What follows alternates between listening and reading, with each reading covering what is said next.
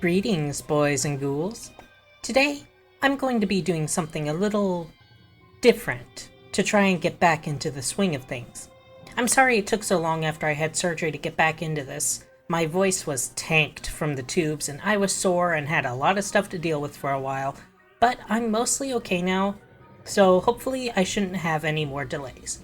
I decided I wanted to try something a little different for Spooky Month. I even considered doing a face cam since there are few things in the world scarier than my face, at least according to my ex-boyfriend, but I don't have a good setup or background for that, so here we are. Today, I'm going on the defense of these poor, unfortunate souls who have been labeled as villains, the ones we wouldn't have a movie without.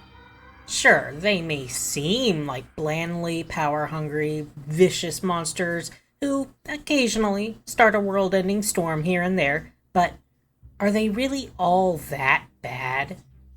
Let's find out.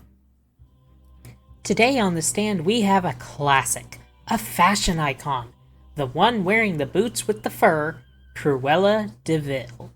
The charges laid against her are as follows: theft, or dognapping, elder endangerment, working with hired goons or soliciting a crime, reckless driving, and wanting to skin puppies.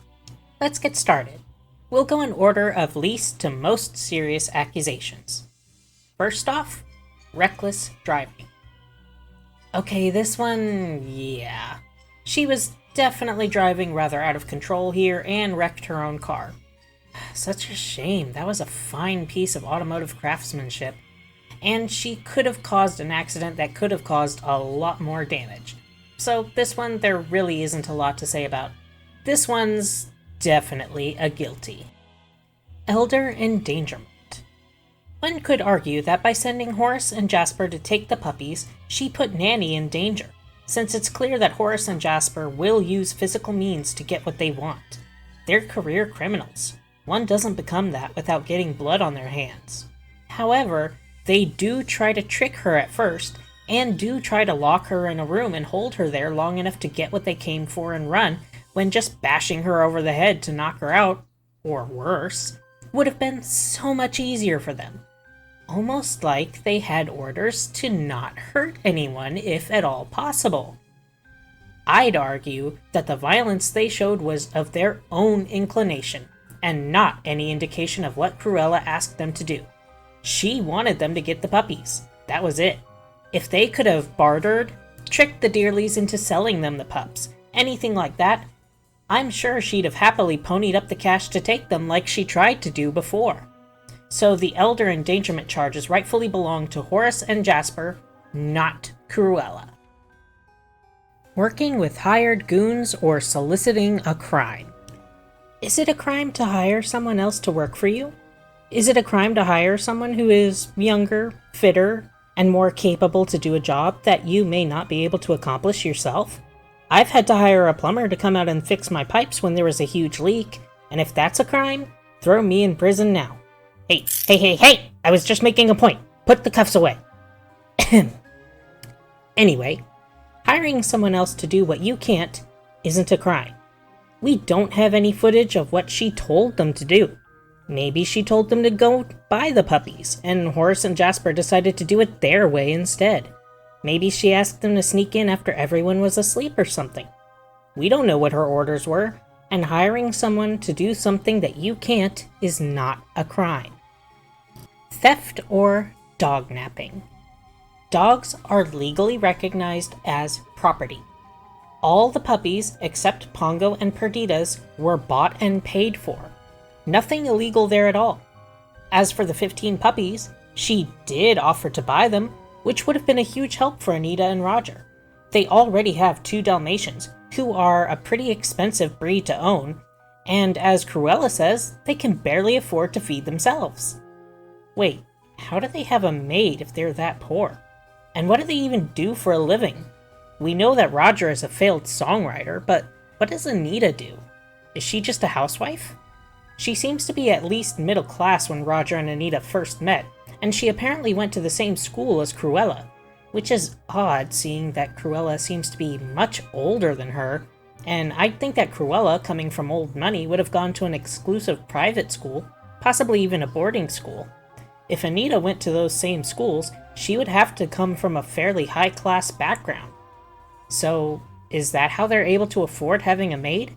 Anita's own savings or money from her parents to keep their little girl afloat until her husband actually starts making decent money? In any case, the only puppies that were stolen were the 15 that belonged to Pongo and Perdita.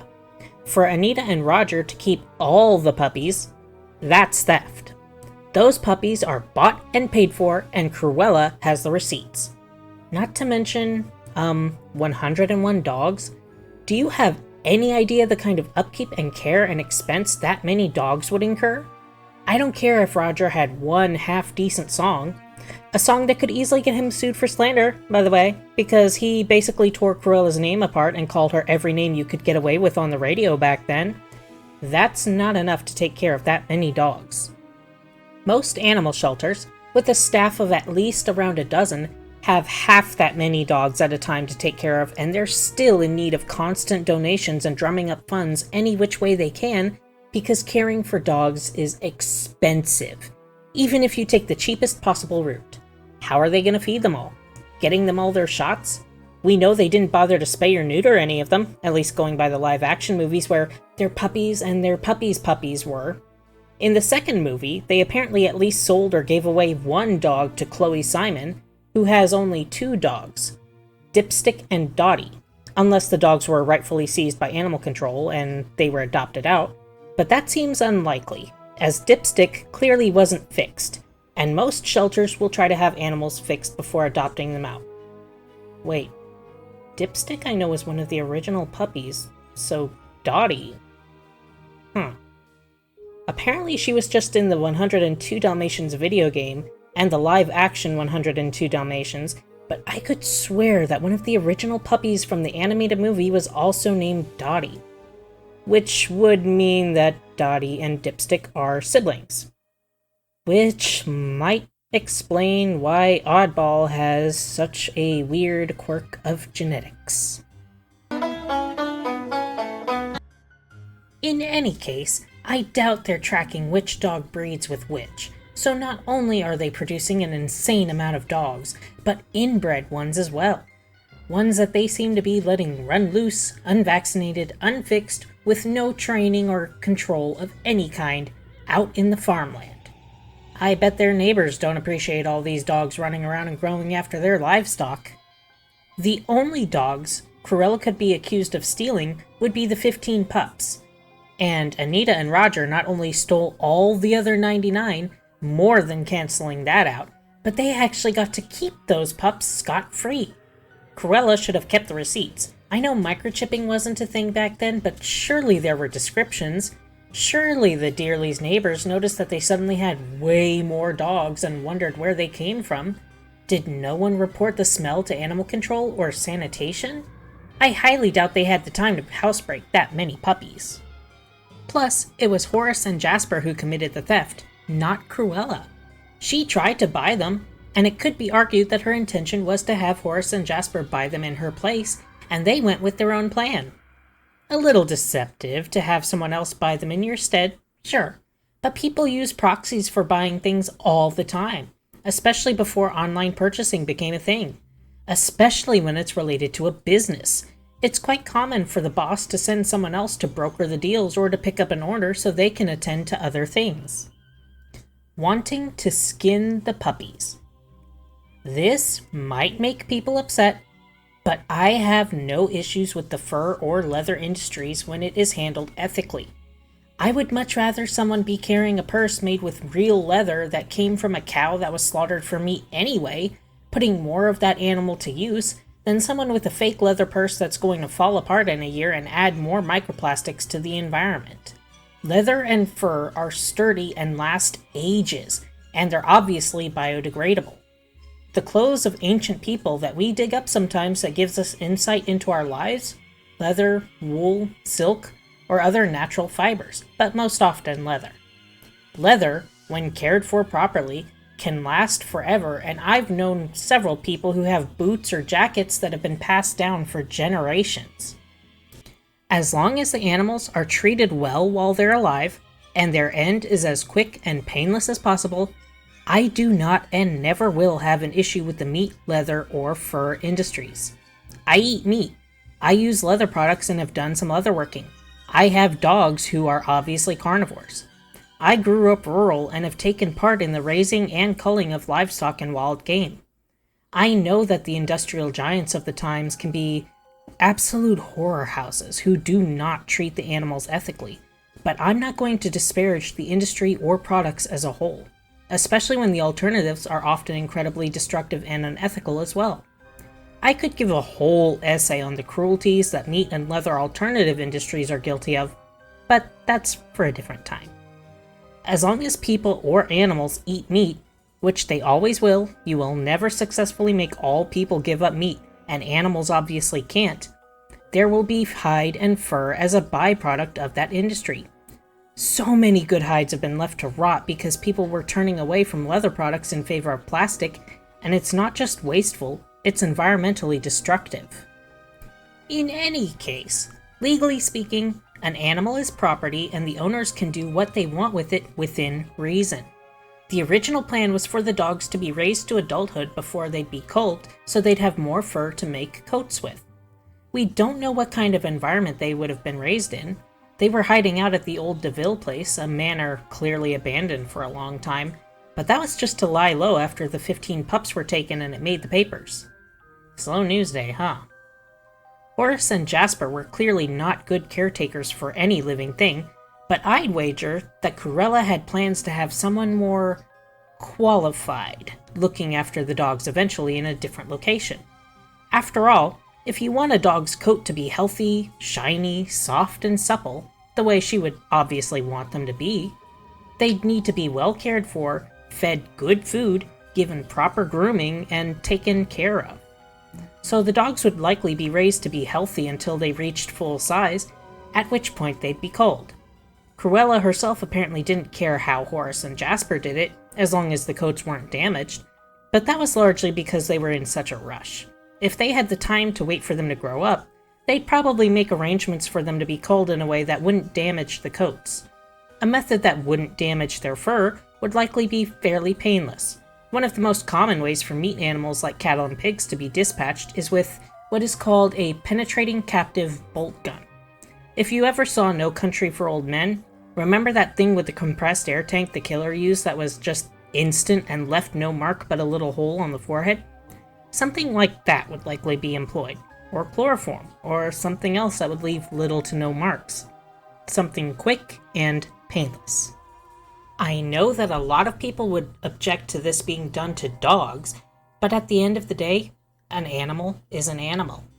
I would certainly be squeamish myself at the idea of eating or wearing dog, but I don't judge people who do because they clearly don't view dogs the same way I do. A lot of people eat horses and use horse leather for various things, which kind of gives me the squick because the way I grew up, horses were basically co-workers, partners, family. They had personalities and they were part of you. However, I acknowledge that a lot of people, most people really, didn't grow up the way I did and they don't see horses quite the same way I do. Especially in countries where eating horses is considered normal and they're just as much livestock as a cow or a pig. In some places, dogs are the same way. Tools, not pets, not part of the family.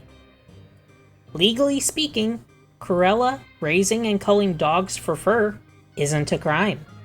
As long as they're being raised healthy and given the things they need while they're alive, and are culled in a way that satisfies animal cruelty prevention regulations, she's not doing anything wrong.